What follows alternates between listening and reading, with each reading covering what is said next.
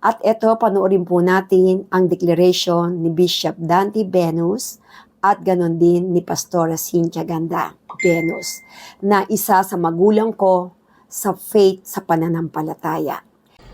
Blessed greetings sa Tinyo family. Hallelujah! Blessed be the name of the Lord. Sabi ng Psalm 103, 1-5 yan actually. Bless the Lord, O my soul, and all that is within me. Bless His holy name. Bless the Lord, O my soul, and forget not all His benefits. Amen. Salamat. Pinatawad tayo sa ating mga kasalanan, pinagaling sa karamdaman, Amen. pinalakas katulad ng isang agila, pinalaya sa ating mga mga kahinaan, pinatawad tayo, pinagpala tayo. Yan ang Psalm 103, 1-5. At sabi ng Bible din, if anyone is happy, rejoice. If anyone is in need of whatever kind of things, pray. And if anyone needs healing, call on the elders and ask them to pray for you, anoint you with oil. But if we need to confess your sin one to another, your sin will be forgiven you.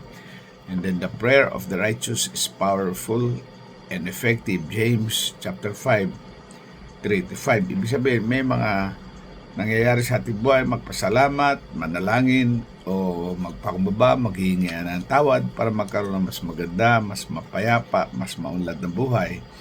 So in your case, pinagaling ka ng Lord. Pinagpala ka na ng Lord. Ha? Pastora Winona. Salamat sa Panginoon. Grabe yung mga anak mo. Pinagpala para maging pagpapala. Yeah. So we would like to say a word of prayer again unto the Lord. A prayer that is not asking for favor for ourselves, but for the will of the Lord to be done. Kung anong kalooban ng Lord, iyon ang mas maganda. Pero we pray na itong lahat ay mangyari. So, pupray mo. Father, we thank you for the renewed year for Israel Daniel. Maraming salamat po, Panginoon, sa kanyang birthday. And Father, thank you that you have endowed him with gifts and talents, Lord, na magagamit mo para sa iyong kaharian. Salamat, Panginoon, sa kanyang buhay. At Panginoon, dalangin namin na patuloy mong bigyan siya ng success habang siya ay, sabi sa salita ng Diyos, habang siya ay magsisik sa iyo. Salamat po, Panginoon.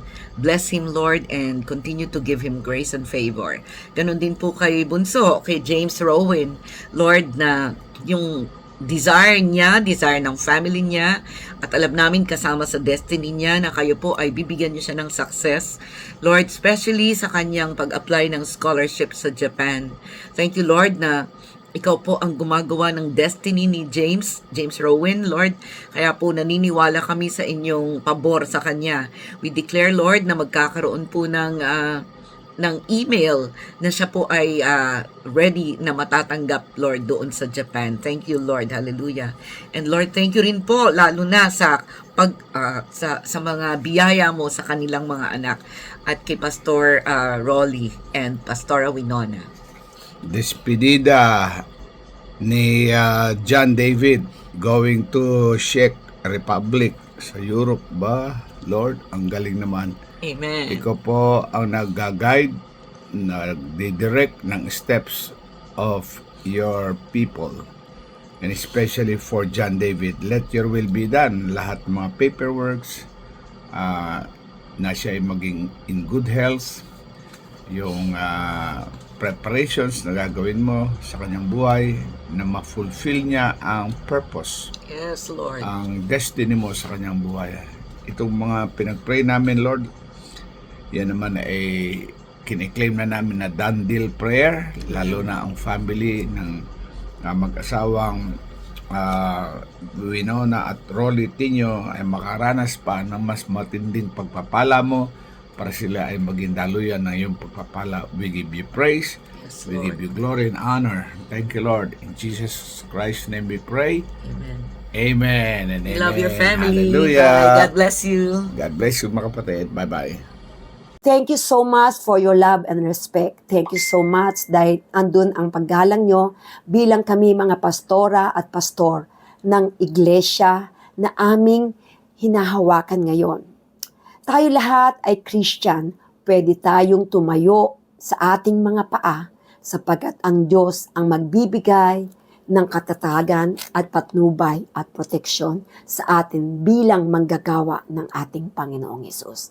Glory to God.